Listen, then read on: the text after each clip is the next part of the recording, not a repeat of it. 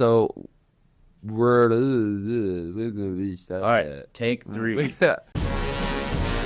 Hi, this is Anime Gaiden, the anime side story, and I'm Steven. I'm Saul Hill. And today we're going to talk about and Ping Pong, one huge anime that's going to have a lot of discussion just about the fact that we're talking about it on an anime podcast, but we'll get to that. And then Ping Pong, something no one asked for, but everyone should watch. Didn't even know what it was until last week. It's so good. it like the best, worst ways possible. It's so good.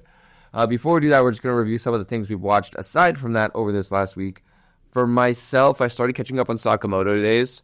I'm really liking it. You know, like it actually took a while to start. Like I watched the first 3 episodes as they came out and kind of just fell off. And then I've been watching it pretty consistently. I'm almost fully caught up on it.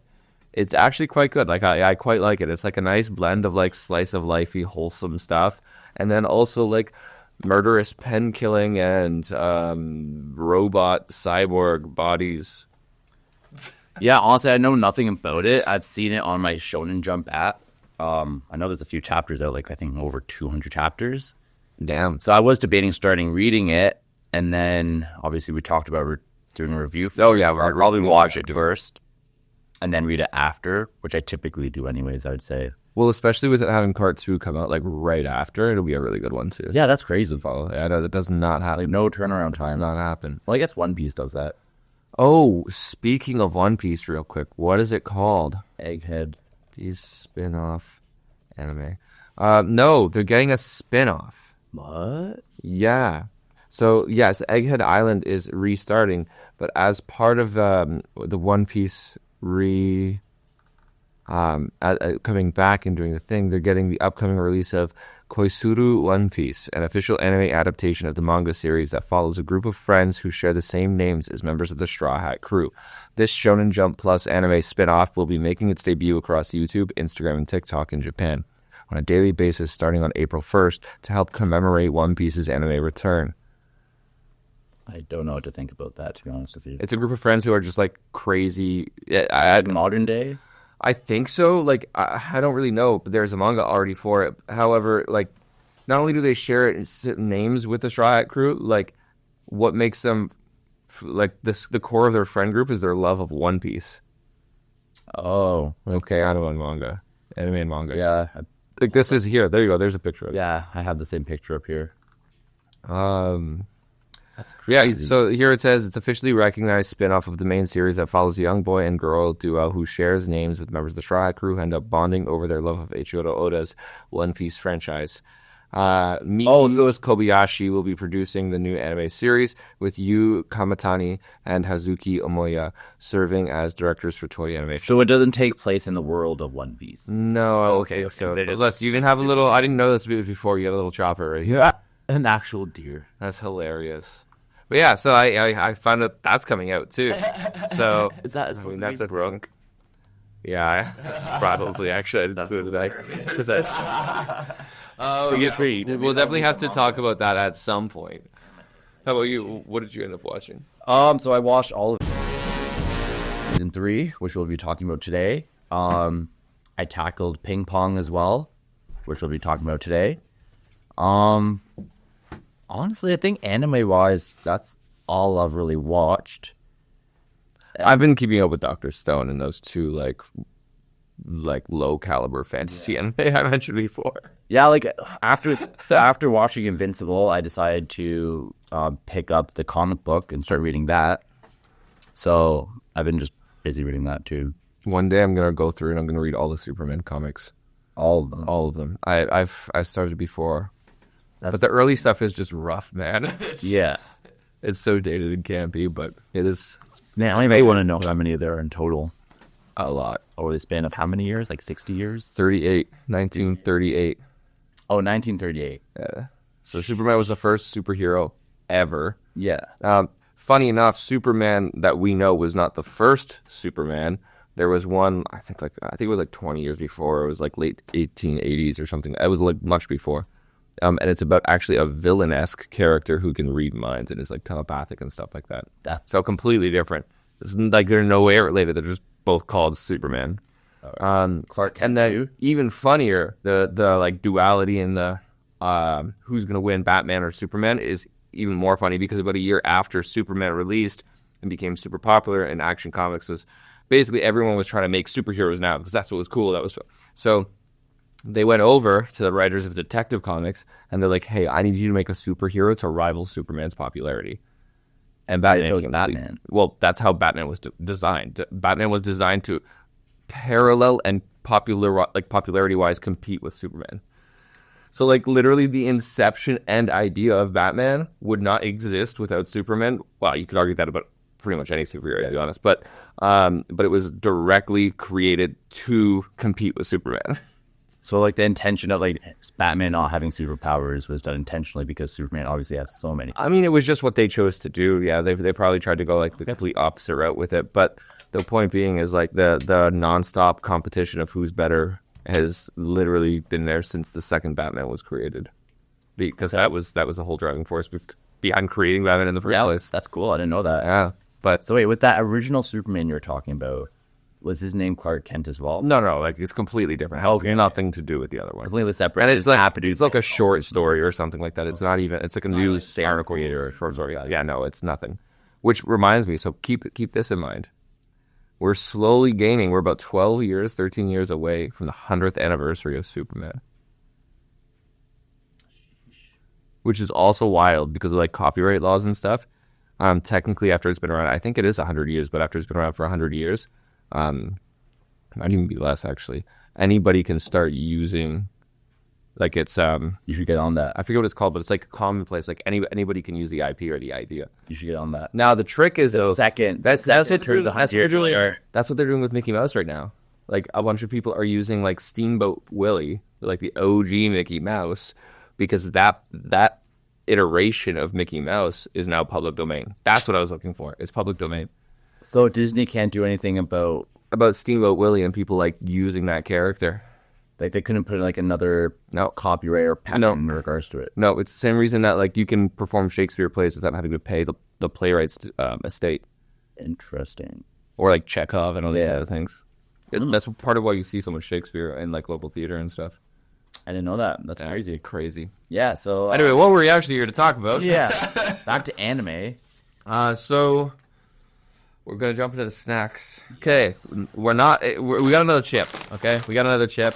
We'll be a little more creative next week. Yeah. I'll be honest. We picked these up pretty last minute, so we didn't look around too much. Okay, I'll be honest. I'm looking forward to this one a lot less than I was looking forward to the hot and sour duck feet. I'm sorry, chicken feet. Feel like it can't be worse. So see, that was a 4 to me. I feel like this could be a 2. it's 4. Did I say I have 3? It's hot and braised duck tongue. Now I've had duck. It's not that bad. Kind of feels like you're eating a steak, but you taste the pond. Wait. Is this supposed to be a duck tongue? Is that? I think so. Yeah. Is this what a duck tongue looks like? Let's double check, bro. But I'm pretty sure. Yeah. Like they're forked. I think. Oh, it is. Yeah. People eat duck tongue. Look at that. There you go. Some raw duck tongue in a little bag. Ugh. I need a bag. Why did I look that? Yeah. Yeah. Anyway. Yeah. Honestly, duck's not too bad. It's tongue. Tongue is what throws me off. I'm a texture guy, and I know it's a chip, but like the second I think of anything going into my mouth that is a weird texture, flavor, I could do anything. I eat lots of things I don't like, but I know my ex-girlfriend was a kind of tongue eater. Maybe it was just yours. Was it long enough? I don't want to smell it, man. Oh, I'm cleansing my palate with energy drink. no.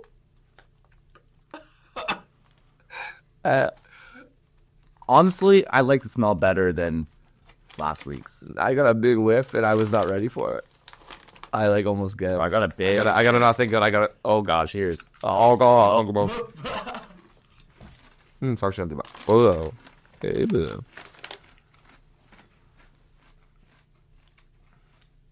Yeah. I don't like that. It's not that bad. Like the spicy part's probably. I like it a lot better. The spicy part's actually pretty good. It's that aftertaste flavor. It's the same one as before, but it's stronger in this. I don't know. I actually like this one. Hey, go nuts, buddy. Like, if I was to give this a rating, Give them 3. 3 for you. Yeah, it's a little bit down. Because the thing I didn't like about the chicken feet, that same flavor is in this. But I taste it more. It does kind of taste like duck, though. Like, would it be weird if I said like a 7? I'm going to go nuts. Like, this shit's... But we are going to do a little booth. Yeah, I know. So if we no, it's okay. We could pick up another bag. Like I might go there today and shop around because Christina wants to go grocery shopping, so we're good. Yeah. Yeah, I mean it's got a really nice like front flavor. Like the spicy part is the spicy braised, like all that stuff, real good. I don't know. Both the chicken feet and the duck tongue have like this like I don't even know what to call it, but there's like this odd aftertaste. It's definitely a savory flavor, whatever this aftertaste is. But it's just I don't like it very much. Like it's not like again, it's not one I'm gonna throw up in your mouth, but it's not great. What's the actual spice to it? Does it say? No, it just says spice. Because honestly, it kind of reminds me of like some Indian dishes. Yeah, you're not wrong. Okay, no, it doesn't really say. So now we're gonna go on to Invincible. Now, here's what we're gonna talk about. Right away, everyone's going to come at us. Invincible's not an anime. It's not Japanese. Invincible's not an anime. It's not Japanese. I'm sure we will have an entire discussion about that at some point where we have literally just one episode talking about what is anime. I would love to do that. I feel like you and I will probably have different ideas on that. I know we've talked about it before. I'd love to bring other people in on that conversation and see what they say. I have very... Not strong opinions, but I am very much the devil's advocate on that field. So let's just settle this right now. We're looking at Invincible because, no, it is not a Japanese-based story. No, it is not animated in Japan. If we want to get technical, this season, at least, I know was... So obviously it's a North American comic. However, it was sent to China to animate. And then China ended up sorry, that was the talk. Anyway, subcontracting it out to actually North Korea for animation. North Korea. Okay. So yeah, it's all over the place. It's let's just call it a world animated show. And for those call it there. For those not familiar with Invincible, here is what IMDb lists as its storyline. The son of Earth's most powerful superhero is about to become something greater than himself. Something bold, something universal, something invincible. Bum, bum, bum. From the comics to the screen, Invincible follows Mark Grayson's journey of becoming Earth's next great defender after his father, Nolan Grayson, also known as Omni-Man. Oh, it ends there. So here's the best part. His name is Invincible. He's clearly not invincible. For those of you who've watched the show, read the comics, whatever, you know this guy gets his ass handed to him constantly. In fact, he gets his ass kicked almost as much as kick ass. Like, he gets his shit kicked in so many times. I feel like almost everybody gets their ass kicked, though, in this show, other than Nolan. Nolan. Here and there he will. But also, it's tricky because he kind of like lets himself, so I don't even know if that counts. I feel like that's kind of the overall theme of the show is, yes, they're superheroes, but they're not immortal. I mean, kind of. Well, yeah, again, other than Immortal, like, and the Immortal himself. I mean, no, that's a fun thing to talk about in Season 3, is you find out that Immortal is not immortal. I mean, you kind of knew that earlier on. Right, as long as you keep his body parts separate. Well, but you could throw him into the sun. And then he would just be incinerated. Yeah. So, like he's not actually immortal, but he's, for all intents and purposes, immortal. But I guess it's showing, like, yes, these heroes are actually putting up a fight, getting beat up. They're not leaving these fights unscathed. So, what I really liked about Season 3 was I felt like I had less of a focus on Mark himself. Although I do like what was happening between, like, Mark and Adam Eve. I didn't really care much for his little brother. Like, yeah, Oliver? Yeah, Oliver drains on me, I'll be honest. It's just repetitive. Yeah. Like, he is a very, very, very repetitive character. And I feel like it's one of those things where you kind of knew what to expect when they introduced him. And then he lived up to that expectation, and I did not have a high expectation. I knew he was going to be annoying. I knew he was going to get in the way of things. I knew he'd become a liability. But I know, like, But at the same time, that being said, in the last episode, there was a little bit of redemption, yeah, but it didn't feel deserved. Like, it felt like it just kind of happened. Like, they did all the steps to have him, like, slowly learn all these lessons to get him to where he is in the last episode. But every time he was confronted, it was always the same thing. It was always like, but why? Okay, Mom, sure. Like, I did the good. You know what I mean? Yeah. Like, he was just kind of like, whatever, sure, I'll listen to you. Like when he killed the Mauler brothers. Yeah, that was riff. And then, like, he clearly knew at the time that he meant to kill them. Oh, yeah. And right after, it's like, oh, it was an accident. And they just... Like, okay, I understand the one brother being an accident, but the second brother was definitely not an accident. He went in there wanting to punch his brains out, literally. Yeah. To be perfectly honest, I am really excited. So I really liked Rex's, like Rex Explodes story arc. Sick. I like Rex. That was such a, like, he was so fucking annoying at the start. You didn't like Rex? At the start? No, I didn't. Maybe a little bit, but they did good because they made me take a character that I didn't like and then really respect him and feel for him. That was really good. I like the way they did that and went full circle with that. And again, spoiler, unfortunately, he does die, helping saving the Earth. In the second last episode, I believe. What's the dude with the giant brains name again? I had the character up here for a second. No, it's not that. It's not the Maulers. No. Let me not say that. Look at how he transports dimensions. Yeah, where is it here? Armstrong Levy. Anyway, cool. Voiced by Sterling K. Brown. But yeah, he goes to different dimensions. He brings back a whole bunch of evil Mark Graysons, evil Invincibles. And they spread around the Earth. So the original Mark Grayson can only do so much. So obviously all the heroes spread out, try to stop these other Invincibles. And unfortunately, Rex sacrifices himself to kill off one of the evil Mark Graysons. Yeah, there's a lot of really cool things that happen in season 3. Like, I really do like that they took the time to step away from really just focusing on Mark all the time. Yeah. Getting some other thing. Like, talk about Adam Eve kind of like awakening her powers. That was sick. That was not... we talked about that last episode at the end. Because that last episode... Okay, fair enough. Like, okay, Shapesmith had some actually funny moments in this book. Yeah, Shapesmith is... And honestly, there was... Yeah, other than Oliver, I enjoyed a lot of what the characters added. Like, what was that? The dude who turned into, like, rock. His, like, the rock shell. No. I know who you're talking about. Shit. He was in this book. Yeah, he was the guy, like, the mob got it. Yeah.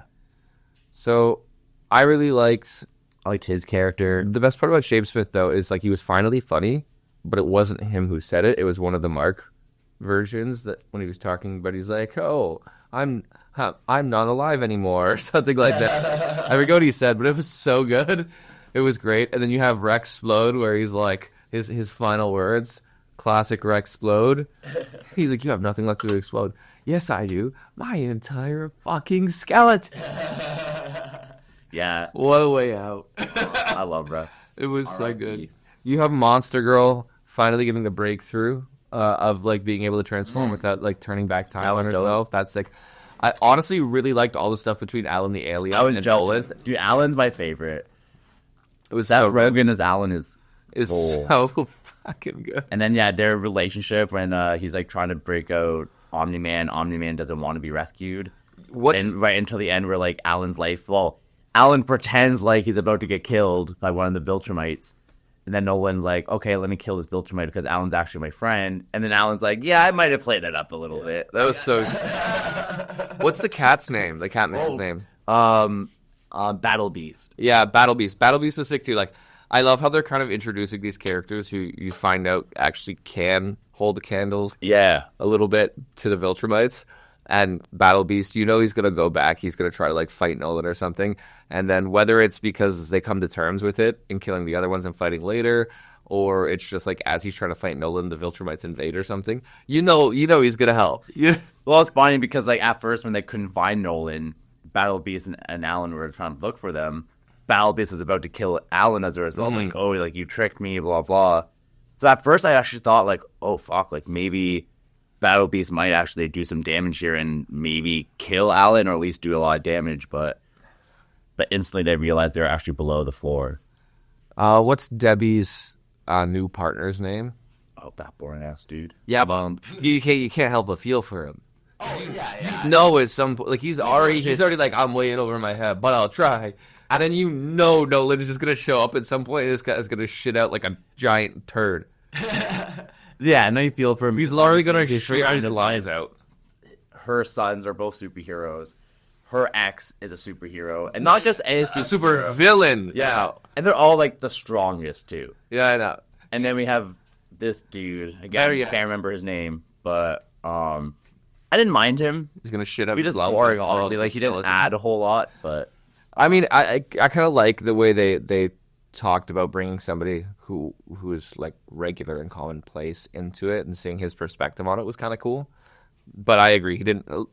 Luckily, they didn't spend a lot of time on it, so I was okay with it because you were able to add a dimension without like wasting a bunch of my time. One thing I thought they would have maybe dived into a little more is when Debbie told him about Mark and Oliver's powers and how they are invincible. And what was Oliver's little Omni-Man? Boy. Oliver? No, okay. It's Omni Boy, yeah. Okay, yeah. But then I thought that would Oliver because they don't want. I thought that would have a little more consequence, like maybe this boyfriend might be threatened or something, and like mind you, that could happen in the next season. But I thought maybe him knowing their identity might come to play at some point. Well, even talking about like multiple, right? Yeah. So first off, seeing that shit was crazy. Yeah, seeing multiple try to take down Invincible and Rex. And then, like, Invincible literally just shredding through all the multi-balls. And then they didn't spend a lot of time on it because it did so much in this season. But the little bit of, like, multi-ball is, like, tweaked because he experiences all of his deaths. I actually read an article of someone trying to compare that to, like, Naruto's shadow clone. And they were being like, Kishimoto conveniently left out, like, the most horrifying aspect of like, cloning yourself.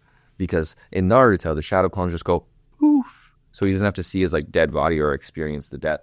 But fun fact, the shadow clones, like all the experience from the shadow clones, do actually go back to Naruto. So he in theory would have a memory of whatever amount of pain or happened. So let's say his shadow clone died by getting a flying blade into the fucking eyeball. Like guess what? He remembers getting hit in the eyeball with it. He doesn't see his dead body on the ground, but he does have the memory of it, like the experience. That was crazy when he was in in prison, and the way he broke out. Yeah, he so many copies of himself that the door had to explode. Yeah, that was wild. God, that was brutal to watch. But I guess the whole show is kind of brutal to watch, to be honest. To be honest, you have to have a strong stomach to watch some of those scenes. The only thing, sorry, how many times is another Viltrumite gonna take Mark Grayson and just drive him through a billion human bodies? I think that is probably the most gruesome fuck. That's what Viltrumites do? Is that their thing? You want to talk about scarring? The man gets like, oh, my puppy's gone. Oh, your puppy's gone. Everything is just dead. Yeah, I didn't like the dog part. Just literally A-trains a million people at one go. I do want to talk about that last episode. The one thing I want to talk about real quick is that second last episode when all the different marks come. Mm-hmm. It was cool seeing all the different heroes from some different spin-off series come to play.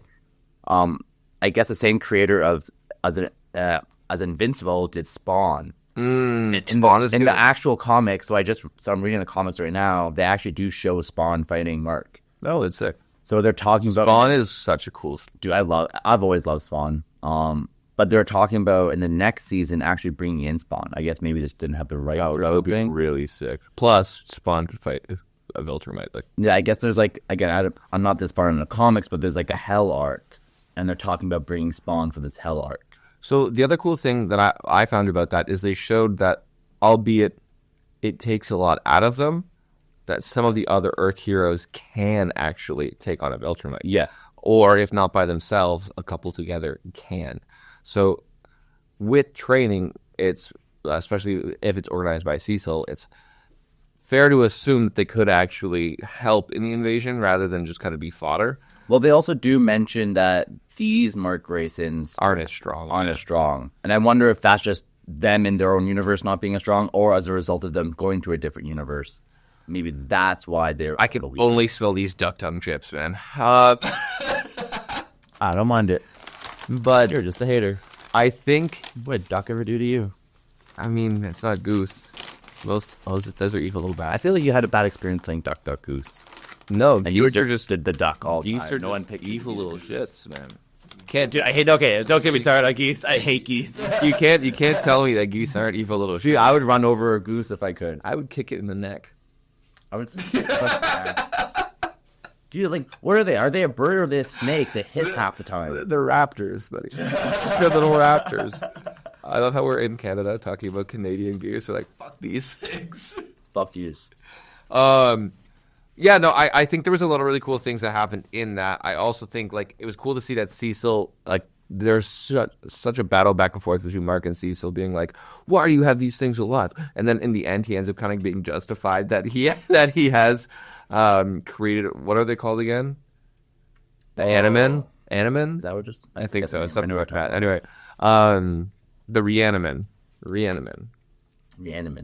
I think. Reaniman. Like men. No. But anyway, that he was justified in actually bringing them, like, doing that, because that's half the reason. For sure. Casualties are minimized at all. Come, like, you need as much help as you can. And, like, obviously, yeah, with all the different marks, they provided a lot of help. But now you have him building the Reaniman based off those dead Mark Graysons. Before we go, yeah, that's sick. That's nice. Before we go through the last episode, there's a huge part we've missed, which is the time travel. Oh, that episode. The Immortal. Like, I think that was really cool because there's so much foreshadowing that happened there. Where it's like, something happens. Mark essentially becomes, like, king of the world somehow. And him and Adam Eve leave. Adam Eve has to, maybe it's through, like, fully unlocking her powers so she could, like, regenerate her cells completely. But all you do know is that they have a child. Adam, Eve, and their child both become immortal along with Mark Grayson. Did they say child? Yeah, they say your family. They said your family, but that could also mean, like, Shred and Oliver. So I wasn't sure if that meant them having their own family or, like, just... Fair enough, but regardless, I'm assuming they will have a child. That says a lot. And then in the last episode, yeah. So yeah, let's get into that last episode. Mark got his ass handed to him. Conquest, voiced by Jeffrey Dean Morgan, was sick. Holy shit. That was sick, yeah. Like, that episode gave me goosebumps throughout the whole thing. Every time Jeffrey Dean Morgan would speak, you would just get that chill down your spine. It's like Regan's, like, right beside you, about to, like, smash your head in. The trick is, I feel like there's not a whole lot to say about it other than the fact that it was a repeat of the ending of season 1 of Mark just getting his ass completely handed to him by a Viltrumite. But then you see him kind of, like, step up in his, like, power level too. Like, he gets strong. He's still, like, and again, if Adam didn't show up at the end there, Mark probably would have lost. Yeah, so I mean, you see him fight back a little bit. You see a different, like, a bit of a change in resolve now that he's, like, willing to kill if he needs to. It takes some time through the fight for him to really get to that point, but I think we can honestly jump, like, straight to near the end of talking about this episode and fight, because so much of it was just, like, Conquest trying to challenge him to be a killer, and then, slowly shifting him into willing to be a killer. I just want to talk about the couple scenes what happened within the fight. Oliver comes to help Mark, and instantly you're like, dude, like, Oliver's going to get wrecked. Like, yeah, Oliver has to get pulled apart. That, like, watching that, like, again, I don't like Oliver, but at the same time, I was like, holy fuck. Imagine watching your little brother get, like, ripped in half slowly. Like, you put yourself in, like, Mark's shoes for a second. And then when Adam, who's just getting out of the hospital... That's the part that I think we can jump to. Yes. And she comes to help Mark, you're like, oh, no. Can we also talk about how she's just, like, actually doing a pretty solid job fighting Conquest, even with, like, the nerfed powers. Now, like, she's very defensive. Did you ever have a lot of offense to her powers? Did you ever watch the Adam Eve spinoff episode? I did, but I can't remember a lot of it. I mean, basically, they just prelude of what she was explaining in the end of that episode, where it's like they put a limiter on her powers. She basically got her powers by accident. It wasn't supposed to be for her, but then I might rewatch that. But like, yeah, long story short, there's a huge limiter on her powers and it was actually hilarious because as we're leading up to this, I'm watching it with Christina and I'm explaining, I'm like, realistically, Adam Eve should be able to like wreck pretty much anything because she can literally change matter in any capacity. So in theory, she could just make herself completely immortal. She can make anything she wants. She could literally just look at Conquest and essentially turn him into a frog. Well, she's very similar to like Dr. Manhattan that way. Yeah. The second you have like pure matter manipulation or anything like that, you're god tier, like immediately god tier. And yeah, so like essentially, Eve fights Conquest. Conquest, you know, she's fighting off Conquest. It's like, okay, maybe there's a chance. Maybe Mark will like come up and like help. Then all of a sudden, Conquest just punches her jaw apart. Yeah, did her impales her through her with his hand that's like this wide. Yeah, he like wrecks her in every capacity, and not a fucking chance. Her face is all mutilated. She looks like Angstrom after Mark mutilated. That'd be even worse, maybe. Yeah. But yeah, but at the same time, kind of going back to that time travel episode, they talk about Mark and Adam leaving. So it's like, is she at that point? I'm like, wait a second, like, is she actually dead? Like, is something going to happen? But when we're getting into time travel, it gets tricky, right? Because it does, because that's not necessarily the time that you're going to go into, Mr. Future Trunks. True, and like obviously, I feel like the fact that Mark went into the future, that could have altered his timeline immediately. So I was wondering if that was going to come into play. Like, if she did remain dead, then he'd be like, but like, they said like I was going to leave the planet with her, blah, blah, doesn't make sense. And then they dive a little more into it that way. But obviously she did come back. She reanimated herself. Yeah, so the limiter, like upon her essential death, the limiter was broken off her psyche. She got full use to her powers again. So just so you guys know, the limiter makes it so she can't manipulate living matter. That's the limiter that was placed on her power. However, with her almost dying, it did get removed, albeit it sounds like temporarily, but we'll see. And I'm sure that's going to be a huge part of build up now is finding a way to get rid of that limiter on Adam Eve's power because she just peeled the skin off of Conquest. Yeah.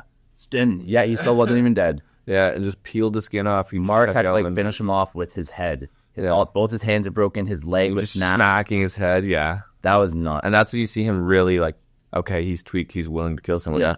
Because he's not like Angstrom Levy at the end of season 2, tweaking, punching, and then realize what he did and be like, oh my gosh, what did I just do? No, it's literally face-to-face battering. So for those of you who don't know, even as humans, no matter, like unless you're completely psychotic, for one human to stab a human is hard, but not even comparable to stabbing someone in the face. So in our own psyche, there's like it's so much more difficult for us to overcome that, and to like again attack someone's face and mutilate someone's face is so much more difficult for us than to do even just regularly kill somebody. It's significantly different, or like popping an eyeball or anything like that. So we're now talking about a guy who didn't want to kill people and has avoided doing it. Maybe sure he tweaked once and went off the rails, but now to now taking his face and crushing another face with it. Like, that's next level. Like, I know a lot of animes, they always, like, go into the whole headbutt thing. Mm-hmm. Like, they do that a lot. But here's us taking it to a whole nother level. Oh, yeah, it was reckless. Like, I think of, Saw Pang. Is that his name? From Kengan? Mm-hmm. Yeah. With his, like, hard-ass forehead. But that's kind of his whole thing. Right? Yeah, but that's the thing that comes to mind at first. And, yeah, Conquest, that was insane. And the fact that he's not even fully dead is also kind of fucked up. Cecil kept him alive at the end.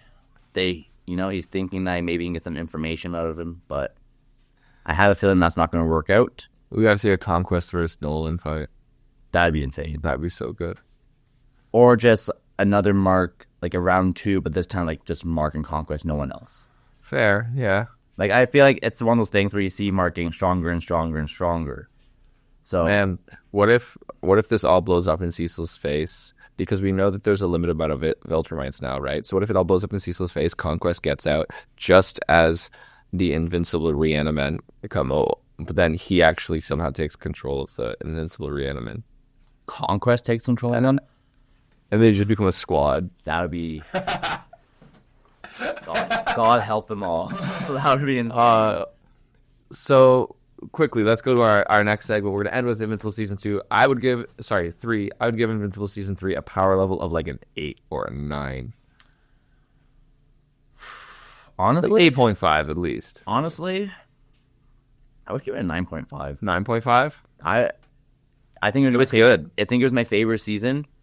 Again, like we talked about, like a lot of other characters started to step up. They showed a little more depth to it. It wasn't just about Nolan versus Mark either at this point. Like Nolan and Alan are doing their thing, Mark's doing his thing. Yeah, there's a lot going on and none of it seems needless. Yeah. Like it all has a purpose, it all has a point, it all has a deeper meaning to it. I really liked it. Because even like with the last 2 episodes, you saw all the Marks coming, like how can it get worse than this? So and instantly Conquest comes over as soon as they defeat all the different Mark races. So it instantly gets worse. And I feel like it just had me on the edge of my seat, especially near the end. This is a historic moment. I think we have our first anime that is a power level of over 9,000. Yeah. There we go. Yeah. First one over 9,000, Invincible. The one that people are going to argue isn't an anime anyway. But it was incredibly good. So let's go into 2 frames per second. I have 2 things I would like to mention from 2 frames per second today. And one of them is from Invincible. I don't know what to call this, but I know what I call it, and I want to see if it works. Yep, there we go. So I just want to talk about any shot in Invincible. Character has a black eye. Any Hair lips on their eyes. it just looks like a good old butthole. Like I literally typed in Invincible butthole eye, and the first thing you see is Debbie and Mark, both of the same shot with one big old black eye, and it just looks like this one's pretty bad too, actually, but that's from the comic. Yeah, no, I agree. The black eyes are definitely a little interesting. So I just want to give that an honorable mention because it definitely just looks like a good old butthole. So this one here with Nolan, they did him fine. Like that's not terrible, not nearly as bad as like that, or definitely not as bad as that. So the worst case of pink eye ever. So the number one I want to bring up is actually in the anime we're about to talk about. It's Ping Pong the Animation. Now, we'll get into more about Ping Pong the Animation, but before we do, I just want to mention any scene where the main character is chewing gum is just crazy for me. So, Hoshino Yutaka. So anytime our Hoshino is chewing gum is just reckless. So this is what I was talking about earlier. Like, yeah. Oh, I remember that bus scene too. Yeah, I remember that bus scene too. And he's just like chewing, and it's like just really grotesque and stuff. So you also watched it in sub, you were saying? I think I watched both or a bit of both. I can't even remember. I only watched the dub, and like I don't know, I don't remember that part bothering me all that much. I'll be honest, but so I do agree. So that would be probably my 2 frames per second is starting ping pong. Obviously, at first you're like, what are these? What is this animation? Like, who would put out this poor quality animation out there? But then, like, the more I watched it, like, pretty much within the first episode, I'm like, you see, it was done intentionally, and it actually looks pretty cool, especially during the scenes where they are in a match. Yeah, I feel like they had a low budget. I relate this anime in general to Phil Collins with Tarzan. You know, like the meme that goes around where it's just like Disney approaches Phil Collins and they're like, "Hey, yeah, we would like to do the soundtrack for this movie. You know, it's just a kids movie. It's got like a man and some apes. Nothing crazy. We just want to attach your name to it." And then all of a sudden he goes fucking all in, like balls deep into just this crazy, intense, absolute fire soundtrack that becomes the Tarzan soundtrack. I think that is exactly what happened with Ping Pong the Animation. I know that the person behind Ping Pong the Animation has done a lot of other big things, but aside from that, it's just like it's 11 episodes, and they're like, yeah, we want you to make an anime. Here's this manga. It's about ping pong. We just want you to animate that, make it a good story, but don't worry, it's like just kind of like filler. Don't stress out about it too much. And they just go all in, make this a crazy artistic, very deep, dramatic, great message. Like you could tell that it had a very clear message it wanted to get across, and I know you haven't finished it yet, but it does. It does exactly what it was meant to do. And I feel like the animation was like, okay, we have a low budget. It's about ping pong, all these things. Like, so we're gonna sacrifice the overall quality of the animation to get like a better frame rate or more fluidity and stuff. And that's one. So you get the like really good back and forth with the ping pong because of it. And then they're just like, yeah, but that's gonna result in like this is what that it's gonna look like, and they just decided to go all in on that and just be like, I'm gonna intentionally make it like grotesque now. When did ping pong come out? When did Ping Pong come out? It came out 2014. Okay, so that being said, one thing I've noticed, like watching the last season of JJK, Jujutsu Kaisen, and even some newer One Piece episodes, I feel like a lot of animes are taking that style, implementing it within their fight scenes to add to the frames per second. Because I know like a lot of people complained, some people complained about the Sukuna and Maharaga fight and the animation style. I liked it. I know they went back after and fixed some things too, but I haven't watched that. But I didn't hate it. I thought it was pretty cool. I thought it was intentionally done at first, and I thought it just added a different element. So the other thing I really like about this anime is the Chinese character, and I know we talked about the subtitles. Yeah. So just for those of you who don't know, there is real quick. We didn't even give you guys a recap on this actually, so I'm just going to read the first part of the synopsis. So despite being polar opposites, Makoto or Smile and Yutaka or Peko have been best friends since childhood. Although the overly confident Peko strives to be the best ping pong player in the world, he often skips practice, earning the ire of his fellow teammates on the Katase High School ping pong team. Meanwhile, Smile, in spite of his innate talent for the sport, cannot help but hold back his full strength when playing against others. Through their mutual love of ping pong, the two have developed a bond that is seemingly unbreakable. So, in this, they're trying to become part of the team now. And they run into this guy. So Peko has not lost a ping pong match in forever, and he doesn't give a shit. He just naturally just like flows with it. And then they go to another school to check out. They've got this foreign exchange student who's supposed to be like crazy good. His name is Kong, and he was like a professional Chinese player. And Kong just wrecks Peko. And from there, Peko like basically gives up on the game entirely. Just goes through this thing, but Kong actually speaks Chinese the whole time, so it's not one of these where they all make them just kind of speak the same language to make it easy. But the problem becomes with the subtitles, because the subtitles make zero sense. Like they weren't synced either. Like, yeah, they have random subtitles just popping up. Yeah, they're not synced for their like they don't make sense. It'll be like, hey, they'll be talking about ping pong, and all of a sudden you'll have Kong just be like, potato chip, cat fairy, turquoise. Like it doesn't make sense. The whole time you're just kind of taking context clues to piece together what he's saying. But I actually kind of liked that because it added more for me. I don't know if it was intentional or not, but it added more for me to the whole idea of like they don't understand each other, but they understand each other through the game that is ping pong. Like that. So, are you saying you think it may be intentionally done? If it was, power move, and I like it. That's what I would say to that. So I don't want to go too far into it because we'll finish up talking about ping pong at some point because I know Sahil, you've not got through it all yet. I only have but long story short, like it's a great coming of age story. It does exactly what it's supposed to. You have the talented genius who slacks off and doesn't care, come face to face with like having to care, and that's such a good thing to talk about too because when you think back to when you were a kid and you were in school and you were playing sports. You know, there usually was that kid who was kind of good at like all sports, or at least one or two that he was really, really good at and no one could beat him.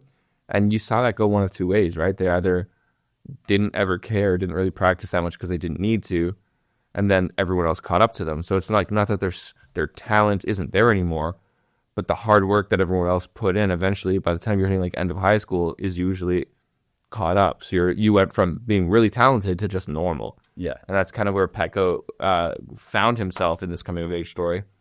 And then you have Smile like trying to figure out why he even plays the sport because he was just kind of good at ping pong but only played it because of Peko and his friends wanting him to play it. So now that Peko is not playing it, he's like, well, why the hell am I even playing this game? But I'm also like, I'm too deep. Like I have to play the game now. Like this is your first sports anime you said you watched, right? No, my first sports anime I watched would be Ippo. Ippo, okay. But other than that, just those two. Yeah. Okay. So like I know I've watched Blue Lock, and I feel like that coming of age thing is it's probably one of the more common ones within the sport, especially the sports anime and a lot of shonens in general too. I guess. Yeah, shonen, you always have the underdog, and then there's the I feel like talented guy. some sports stuff has kind of like blended with shonen. Mm-hmm. Like they keep that same shonen trope, but like just applied to sports. So like Blue Lock, for example, I really like that one. Even though I haven't watched the new season yet, but I've heard a lot of bad reviews in terms of animation quality. And yeah, so like that was pretty cool. Maybe we can talk about that at some point as well.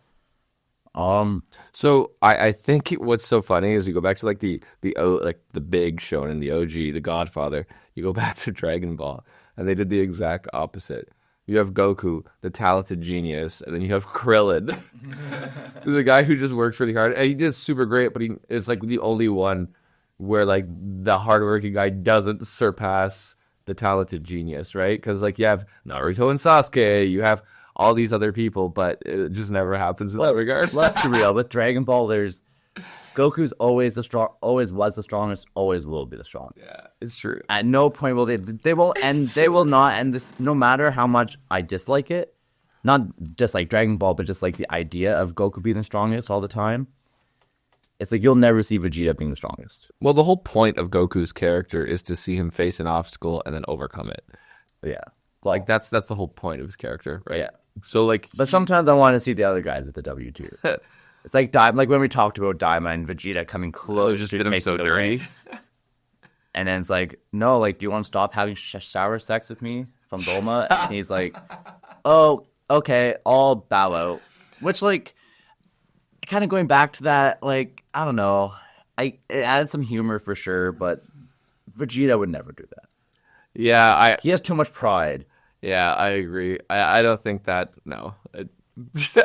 But on Ping Pong, again, I don't really want to go too far into it. I do think everyone should watch Ping Pong. I do think it is something none of us expected, none of us asked for, but we have been blessed with this terribly animated masterpiece that is Ping Pong the Animation. And it does such a, you need you to finish it because it does such a good job of just telling this whole coming of age story.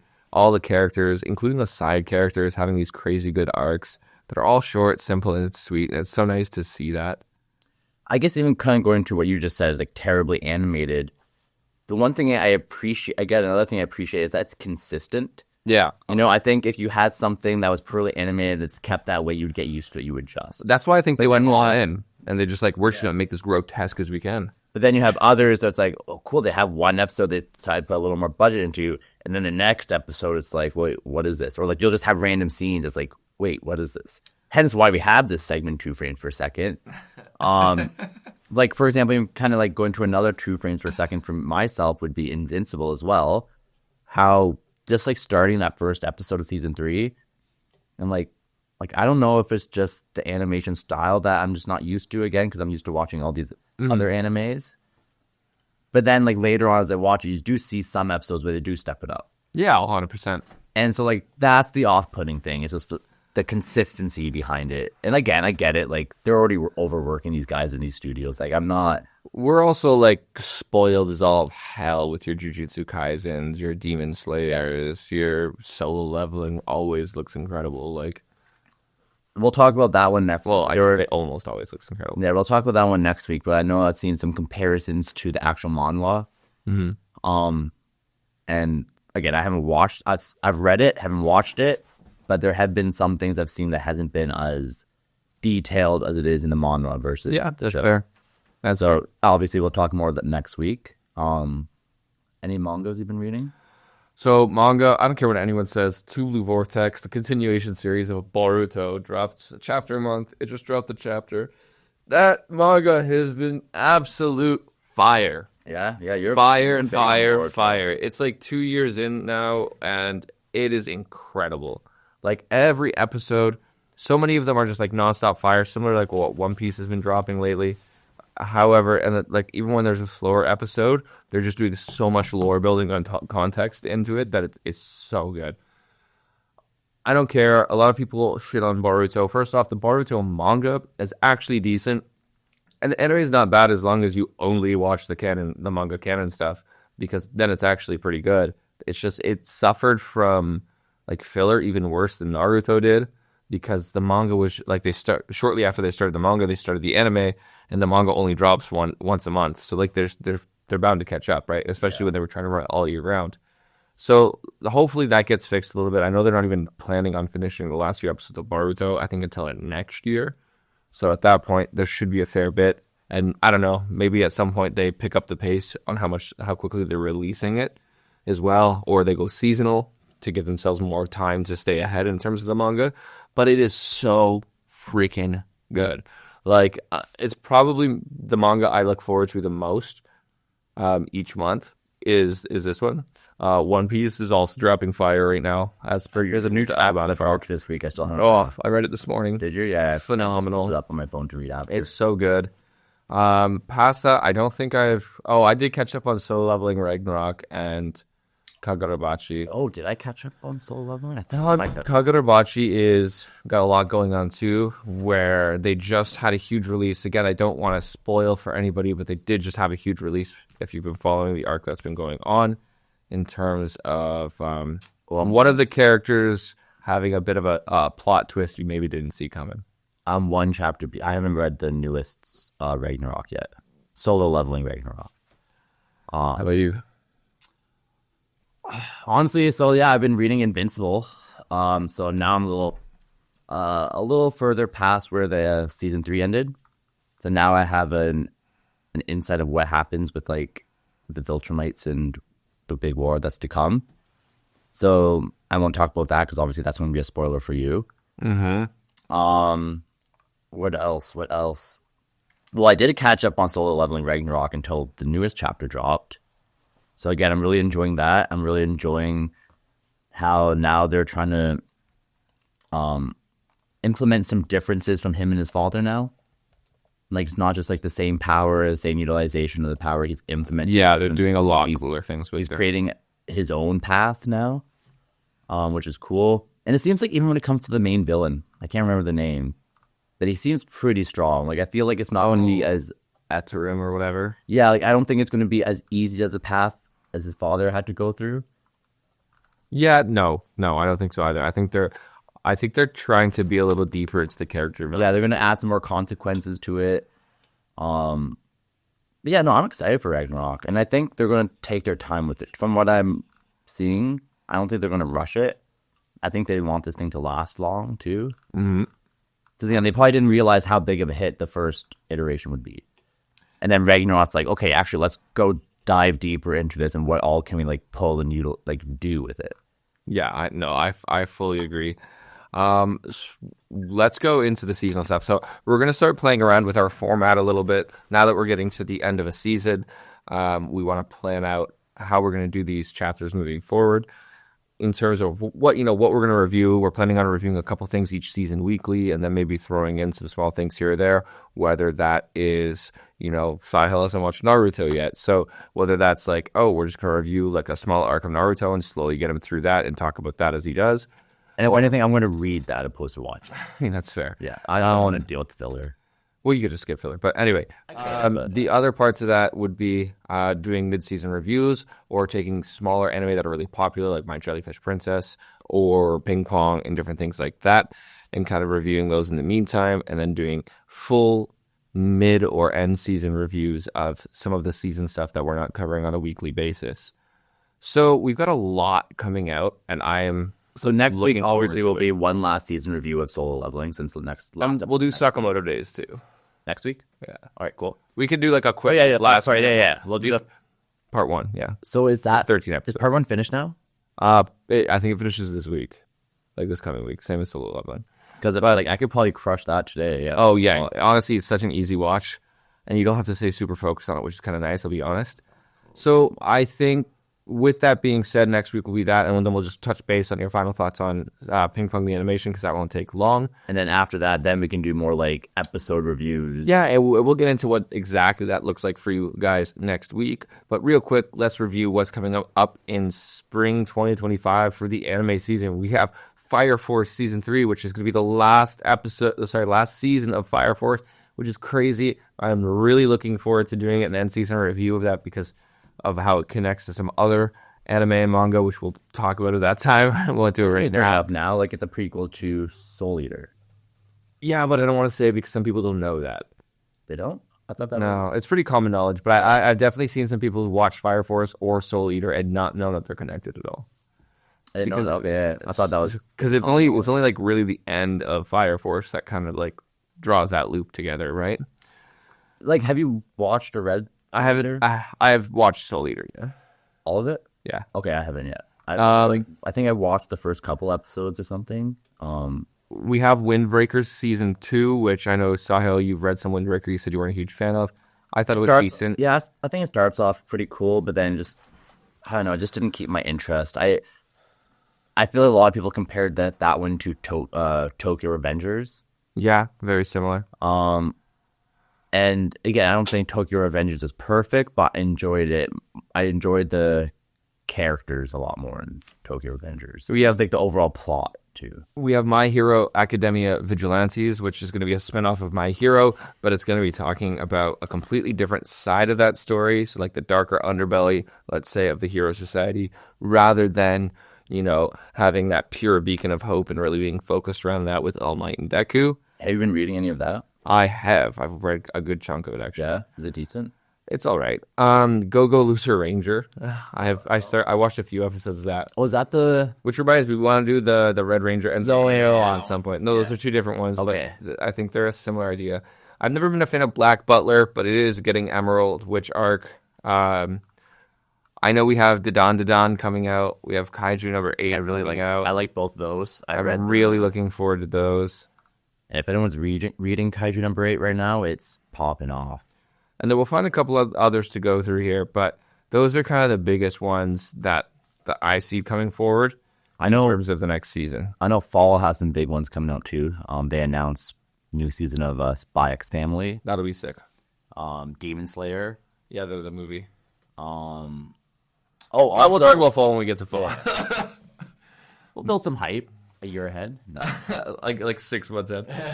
With that being said, thank you guys for listening into Chapter 3, where we talked about Invincible, everybody's favorite anime / non-anime, and a little teaser there with Ping Pong the Animation. Sahil recommends you all go out and get braised duck tongue chips. That's 7 out of 10. That's his thing now. It's really going to be his after night, like his late night meal every day. Have a good one, guys. Have a good one.